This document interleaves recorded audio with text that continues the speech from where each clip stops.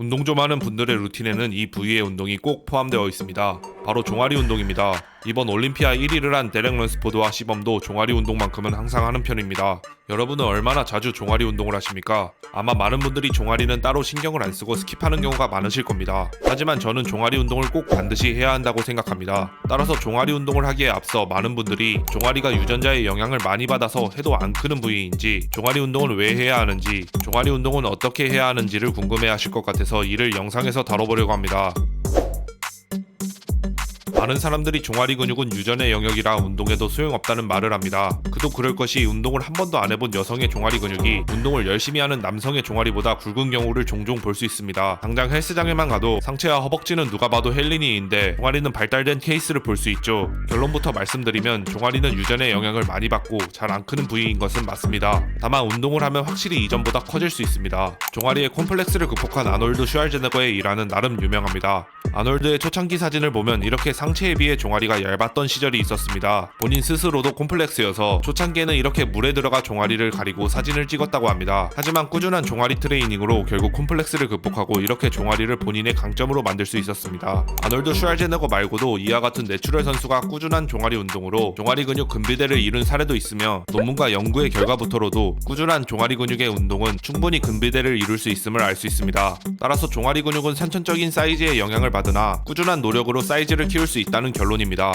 그러면 종아리 운동은 왜 해야 할까요? 저는 다음과 같은 이유를 말씀드리고 싶습니다. 운동을 어느 정도 하신 분들이라면 상하체 밸런스가 얼마나 중요한지 아실 겁니다. 상체 근육과 허벅지 근육의 발달을 어느 정도 이루신 분들이 종아리 운동을 전혀 하지 않는다면 미관상 보기 좋지 않습니다. 특히 앞서 말씀드린 선천적으로 종아리가 얇으신 분들이 종아리 운동을 전혀 하지 않는다면 더 문제가 되겠죠. 걷기, 뛰기, 중심 잡기, 점프와 같은 일상적인 활동부터 스쿼트, 레그프레스와 같은 중량 운동까지 종아리 근육이 사용됩니다. 종아리 근육은 이완과 수축을 통해 발목 관절의 굽힘과 펴에 관여하며 발목의 사용을 안정적으로 잡아주고 부상을 예방합니다. 스쿼트나 레그프레스를 할 때 이렇게 발등이 정강이와 가까워지며 종아리 근육이 이완되었다가 무게를 밀어내며 종아리 근육이 수축되며 사용되는데, 이러한 쓰임으로 인해 종아리 근육이 중량 운동에 있어 무게를 안정적으로 다룰 수 있게 도와줍니다. 특히 비복근의 경우 발목의 고정 및 무릎 관절의 안정에 기여하고 가자미근의 경우 중심을 잡을 수 있게 도와줍니다. 따라서 많은 사람들이 하체 운동에 있어 종아리 근육의 중요성을 강조합니다. 종아리는 제2의 심장이다 라는 말을 한 번쯤은 들어보셨을 텐데요.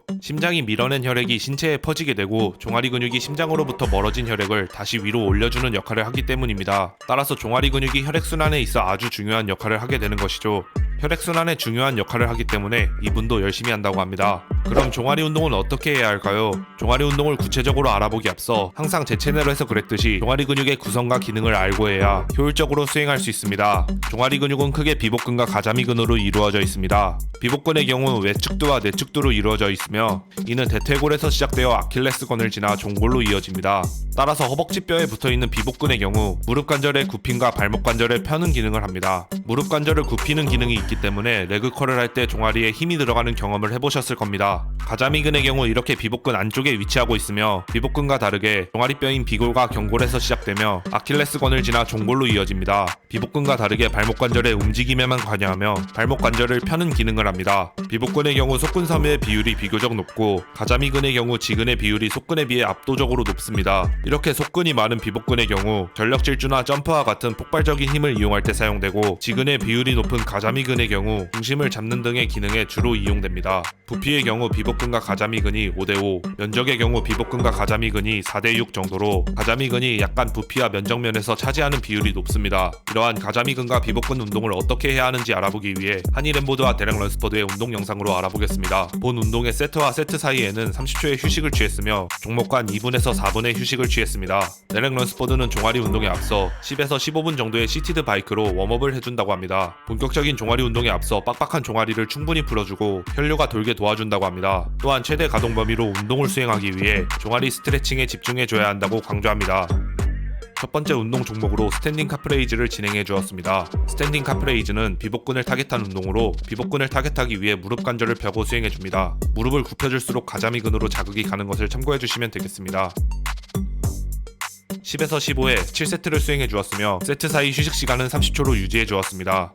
스탠딩 카프레이즈를 할 때 제가 여러분께 말씀드리고 싶은 몇 가지 부분이 있습니다. 첫째는 충분한 이완을 유도하기 위해 가동 범위를 최대로 가져가야 한다는 점입니다. 따라서 스탠딩 카프레이즈 머신이 없다면 스텝박스나 원판 등의 발판을 이용하여 발등이 종아리와 충분히 가까워질 수 있도록 천천히 내려가도록 해야 합니다. 저는 덤벨을 이용하여 한 발씩 카프레이즈를 수행하는 것을 추천드립니다. 두 번째는 이완과 수축 사이 반동을 조심하라는 부분입니다. 반동을 사용하게 되면 아킬레스건에 탄성이 사용되기에 근육에 올바른 부하를 줄 수 없습니다. 따라서 템포를 이완 시 2초 정도로 가져가고 최대 이완 부분에서 잠시 멈춘 뒤에 수축을 1초 정도로 가져가는 것을 추천드립니다. 스탠딩 카프레이즈를 할 때 추가로 알고 있어야 할 점은 발끝을 이렇게 외측으로 향하게 하면 비복근 내측두가 활성화되고 발끝을 이렇게 C자로 모아주면 외측두가 활성화된다는 점입니다. 이를 이용하여 좀 더 발달을 원하는 부분이 있다면 활용해 주시면 되겠습니다. 데렉 런스퍼드는 두 번째 종목으로 시티드 카프레이즈를 진행해 주었습니다. 이 역시 10회에서 15회 7세트를 수행해 주었으며 세트 사이 휴식 시간은 30초로 유지해 주었습니다. 시티드 카프레이즈는 무릎 관절을 접으면 비복근은 느슨해지고 가자미근이 활성화되는 점을 이용하여 가자미근을 타겟하여 진행할 수 있는 운동입니다. 시티드 카프레이즈 머신이 없다면 원판을 발밑에 깔고 덤벨을 무릎 위에 올려놓아 수행할 수 있습니다. 시티드 카프레이즈를 할 때 가자미근이 충분히 늘어날 수 있도록 발목을 무릎보다 뒤쪽에 위치하는 것을 추천드리며 이 역시 아킬레스건의 탄성을 배제하기 위해 이완 수축 구간에서 반동 없이 수행해 주어야 합니다. 가자미근 역시 최대 이완 최대 수축 구간 범위로 충분한 중량으로 운동하고 있는지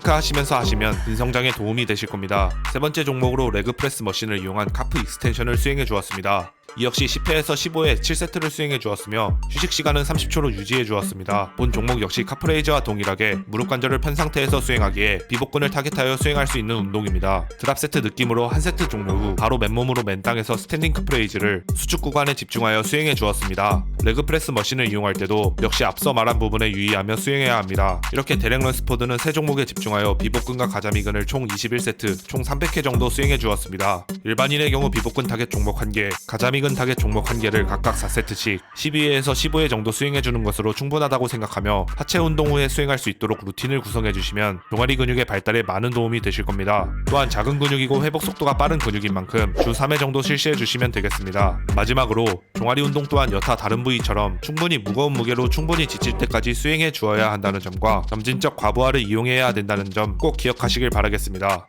이 영상은 구독자님의 요청으로 만들어졌습니다. 댓글 하나하나 확인하고 영상 기획 제작 중에 있으니 원하시는 부위와 운동 있으면 댓글 부탁드립니다. 알고 하는 헬스 RL이었습니다.